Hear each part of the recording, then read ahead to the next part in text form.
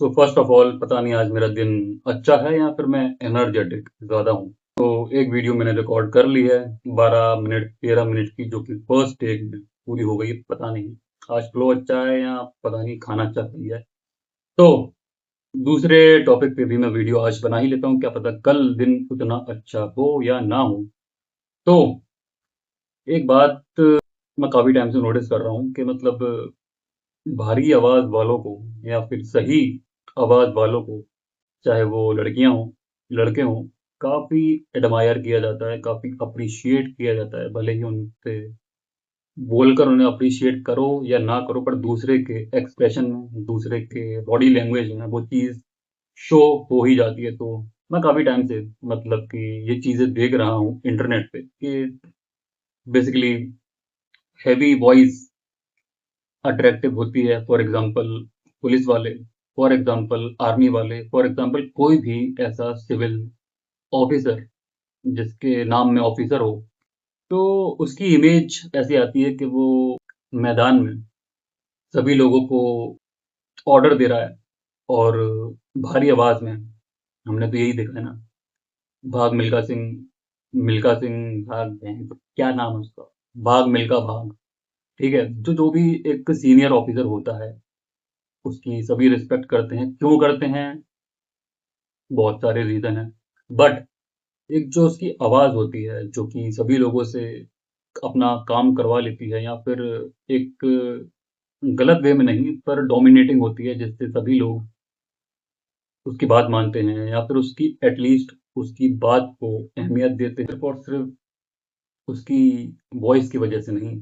उनको जैसे भी जिस तरह की भी वॉइस उनकी है, हाई पिच, लो पिच वगैरह वगैरह जो भी हो, मैं उस डीप वॉइस वाले, सिर्फ और सिर्फ डीप वॉइस वाले तरीके में मैं नहीं जाऊंगा। मैं कंबाइंडली दो चीज़ों को कंबाइन करके आपको प्रेजेंट करने वाला हूँ। और प्लस जो चीज़ें मैंने अपने केस में अपने लिए फील की है, अप्लाई की है, ना चाहते हुए, सोच कर नहीं, मतलब ये चीज़ मैंने धीरे धीरे महसूस की, फील की और अप्लाई कर दी। ठीक है, वॉइस का मतलब सिर्फ और सिर्फ ये नहीं है कि आप चिल्ला रहे हो, आप अल्फा साउंड कर रहे हो। वॉइस का मतलब ये है कि आप सही पिच, सही टोन, सही टोनैलिटी, सही वोकेबलरी और सही तरीका। सबसे इम्पोर्टेंट है सही तरीका, क्योंकि कई बार हम अपनी एनर्जी शो करने के लिए वहाँ पर ऊंची आवाज़ में बात कर देते हैं जहाँ पर शायद उतनी ज़रूरत नहीं है। और कभी कभी हम ऐसे पार्टी वाले माहौल में या फिर ऐसे हाई एनर्जी वाले माहौल में अपनी एनर्जी उतनी लो कर लेते हैं कि शायद आपकी आवाज़ किसी तक पहुँच ही नहीं रही है।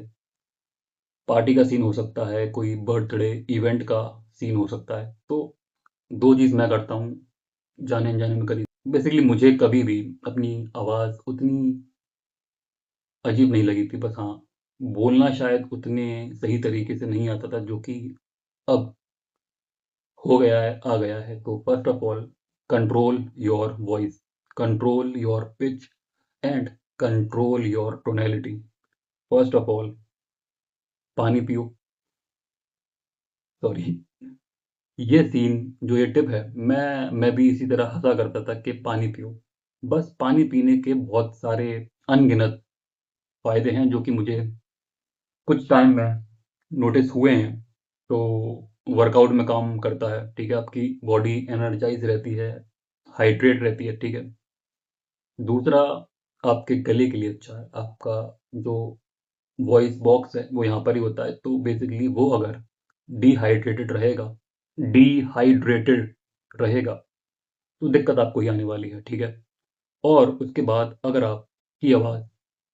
आपकी आवाज़ एक अच्छी पिच पर है, अच्छे लेवल पर है, ठीक है, जेनेटिक्स वगैरह वगैरह, या फिर आप प्लेयर हो बचपन में जो कि बहुत चिल्लाया करता था, सभी चिल्लाते हैं बैटिंग के लिए, बॉलिंग के लिए वगैरह वगैरह, बट आप किसी भी वजह से चिल्लाते हो तो आपका वॉइस, आपकी आवाज़ काफ़ी एक हद खोएगी, क्योंकि चिल्लाने से आपके गले में वो चीज़ें हो जाती हैं जो शायद नॉर्मल इंसान के गले के साथ हो ही नहीं सकती। ठीक है, कई बार आपने प्लेयर्स देखे होंगे जो कि फील्ड पे चिल्लाते हैं, जो भी तरीके की स्पोर्ट हो गया। ठीक है, तो फर्स्ट ऑफ ऑल अपनी आवाज़ को कंट्रोल करो। दूसरा ये है कि आप चलो एक बार आपकी आवाज़ कंट्रोल हो भी गई, आपकी वॉइस डार्क या फिर हैवी या फिर डीप हो भी गई, उसको आप यूज़ कैसे करोगे? यूज़ करने का तरीका ये है कि आप एवें ही अल्फ़ा मत बनो। जो आप कह रहे हो, जो भी आप मुँह से बोल रहे हो, जो भी आप लाइन मुँह से बोलने वाले हो यहाँ से सोच के, उस पर आपको भरोसा होना चाहिए। उसे बोलते हैं कन्विक्शन, ठीक है?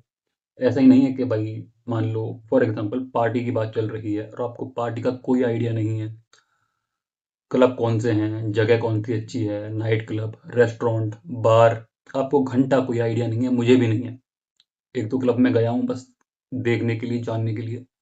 तो अगर आपको किसी टॉपिक पर ज्ञान नहीं है ज़रा-सा भी, तो आप झुंड के साथ, अपने सारे दोस्तों के साथ हाँ में हाँ करो, जिस पर आपको बात करनी आती ही नहीं है, ठीक है? क्योंकि अगर आप बिना वजह, बिना ज्ञान के बात करोगे तो आपकी आवाज़ कितनी भी अच्छी हो, आपके शब्द आपको गिरा ही देंगे क्योंकि आप जहाँ कुछ जानते नहीं हो जिस फ़ील्ड के बारे में, वहाँ मत बोलो, आप सुन लो, आपको कुछ नया सीखने को मिलेगा, ठीक है? नई इन्फॉर्मेशन आएगी। तो इसीलिए आप सारी चीज़ों पे फ़ोकस कर सकते हो। यही नहीं कि आप एक ही चीज़ पर फ़ोकस करो, स्ट्रीट स्किल्स, घूमने की जगह, दुनियादारी वगैरह-वगैरह। हम कहाँ थे? वॉइस पर। तो आप अपनी आवाज़ को किस तरीके से यूज़ करते हो? फॉर एग्ज़ाम्पल मैं आपको अपनी रियल लाइफ़ किस्सा बताऊँ, तो हम 2-3 दोस्त घूमने गए थे। हमारे यहाँ पे एक फ़ेमस जगह है, नाम तो मैं नहीं बताऊँगा। फ़ेमस जगह है बेसिकली फोर्ट के पास वाली जगह है वो, ठीक है? इतना बोल दिया है। तो वहाँ पर मैं, मेरी फ्रेंड, मेरा एक दोस्त, हम 3-4 लोग मिलने गए थे। वहाँ पर मेरी एक जो फ्रेंड है, उसके साथ में उसकी एक दूसरी फ्रेंड आ गई थी। तो बेसिकली वो लेट आई थी। हम तीनों चारों वहाँ पे मज़े कर रहे थे, ड्रिंक्स अपनी एन्जॉय कर रहे थे विदाउट अल्कोहल। मेरे पास कोक थी, ठीक है?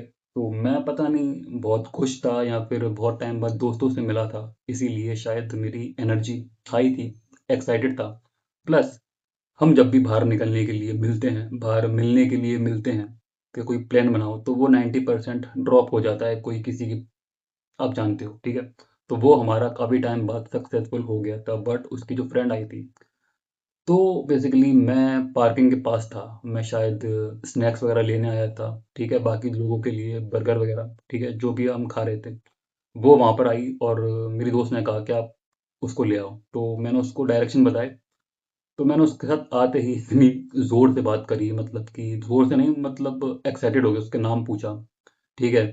2-3 बातें उसके आने से पहले मेरी जो फ्रेंड है, उसने बोल दिया था कि ये ऐसी-ऐसी है। तो मैं हँसी-मज़ाक करने के इंटेंशन से उसके साथ थोड़ा-सा एनर्जी मुझे मिड रखनी चाहिए थी, मैंने हाई रख दी और वो एकदम डर गई। मतलब कि वो शायद बस गाड़ी लगाकर आई थी और मैं आगे-आगे चल रहा था। मैंने उससे एकदम बोला कि चलो! मज़ाक में। तो वो मुझसे थोड़ा-सा डर गई थी। तो धीरे-धीरे मैंने उसको सेटल कर दिया था, मैंने उसको धीरे-धीरे माहौल में ढाल लिया था। तो इसीलिए आप कभी भी लड़की से या किसी से भी बात कर रहे हो, उसकी एनर्जी को फ़ील करते हुए, अगर आपको एक बेस्ट कम्युनिकेटर बनना है, सिर्फ़ और सिर्फ़ आवाज़ को आप लेके क्या ही करोगे?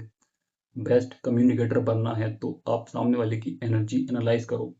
लड़का हो, लड़की हो, सीनियर हो, जूनियर हो, ठीक है? या फिर सीनियर सिटीज़न क्यों ना हो, तो आप ऑब्ज़र्व करना सीखो। ऑब्ज़र्व करने के साथ अपनी आवाज़ को मॉडिफ़ाई करो उस माहौल के हिसाब से।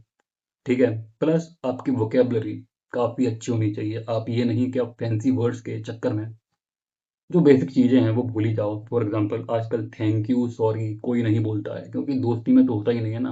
होता है, होता है, ज़रूर होता है, ठीक है? तो इससे आपको पता चलता है कि आपके पास कितनी अच्छी वोकैब्युलरी है, कितने आप वर्ड्स जानते हो। तो आप सीखते रहो, वर्ड्स को सीखो, ठीक है?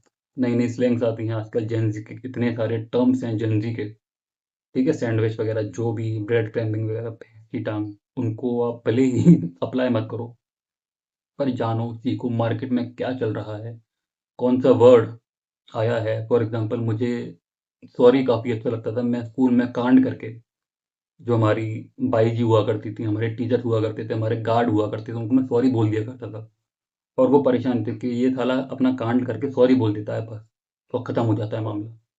तो सॉरी और बाकी सारी जो भी चीज़ें होती हैं, आप वर्ड सीखते रहो, ठीक है? आपके पास अगर वर्ड्स नहीं होंगे तो आप नई-नई चीज़ों पे उसे अप्लाई कैसे करोगे? फॉर एग्ज़ाम्पल सॉरी का अपॉलॉजी हो गया था, तो पता नहीं मतलब एक ही है पर ये क्यों? तो फिर भी जब स्टार्टिंग में जब आया था तो मैंने भी काफ़ी उसका विरोध किया था कि अपॉलॉजी, बट धीरे-धीरे इस बात पे हम क्यों ही आ गए हैं, तो ठीक है, अपनी वॉइस को कंट्रोल रखो। और एक बात मैं और बोलना चाहता हूँ, मैंने काफ़ी ट्रिक्स देखी हैं।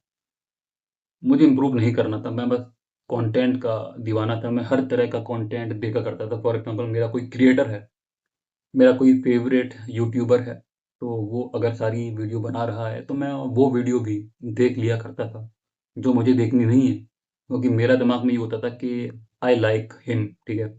उसका कंटेंट, उसकी एडिटिंग स्किल, थंबनेल वगैरह मुझे पसंद है, तो बेसिकली बंदा मेहनत करता है, आर्टिस्टिक है। तो मैं वो वीडियो भी देख लिया करता था। इसी तरीके से मैंने शायद पहली कोई डीप वॉइस की वीडियो मैंने एवी देख ली थी।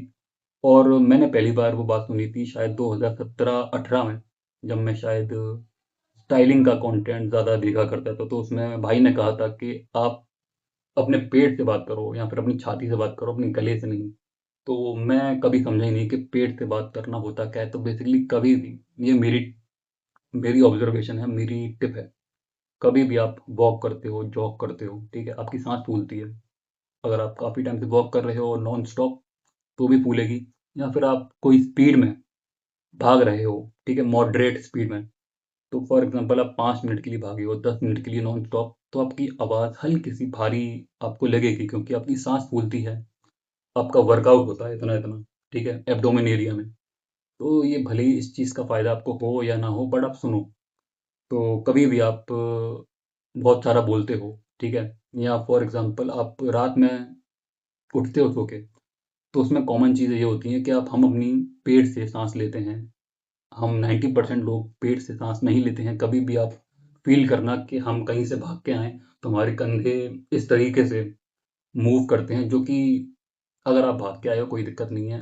बट अगर आप बैठे हो और आप बैठे होने के बावजूद भी इस तरीके से साँस ले रहे हो, बजाए कि आपका पेट बाहर और अंदर हो रहा है, वो राइट वे है, जो कि हमें आज तक किसी ने बताया नहीं है। और बताया भी है तो किसी ने ये नहीं बताया कि इसका इम्पोर्टेंस क्या है। कोई दिक्कत नहीं है, आप पेट से सांस लेने के लिए यहाँ पे कॉन्शियसली सोचो, ठीक है? कोई दिक्कत नहीं है, बस यहाँ से सांस आएगी, कंधे आप स्टिल रखो। फॉर एग्जांपल आप ऐसे बैठे हो, तो कोशिश करो कि आपके कंधे मूव ना करें।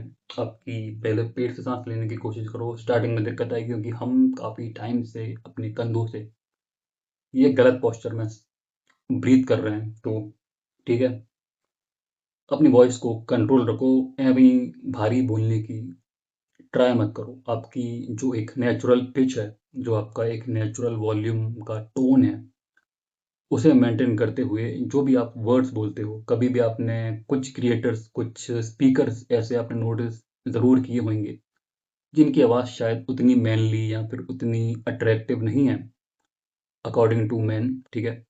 मैन की आवाज़ अगर भारी हो तो वो हस्की हो, डीप हो तो ज़्यादा तवज्जो मिलती है। तो बहुत लोगों की आवाज़ डीप नहीं होती है, ठीक है? बट तब भी उन्हें बोलना आता है। तो मोरल ऑफ द स्टोरी ये है कि आप डीप वॉइस का घंटा अचार डालोगे जब आपको बोलना ही नहीं आता। बोलना सीखो, कब पॉज़ लेना है, कब किसी की बात सुनना है, ठीक है? कब ऑब्ज़र्व करना है, क्योंकि ऑब्ज़र्व करने से काफ़ी सारी चीज़ें ऐवे ही दिमाग में घुस जाती हैं और उनको हम सबकॉन्शियसली यूज़ कर लेते हैं। तो ऑब्जर्वेशन के लिए अपना दिमाग खुला रखो, वर्ड्स के लिए अपना दिमाग खुला रखो, किताबें पढ़ो, आर्टिकल्स पढ़ सकते हो फ़ोन पे, ठीक है? अपनी आवाज़ को अकॉर्डिंग टू सिचुएशन यूज़ करना सीखो, ओके? डीप वॉइस से कुछ नहीं होता है।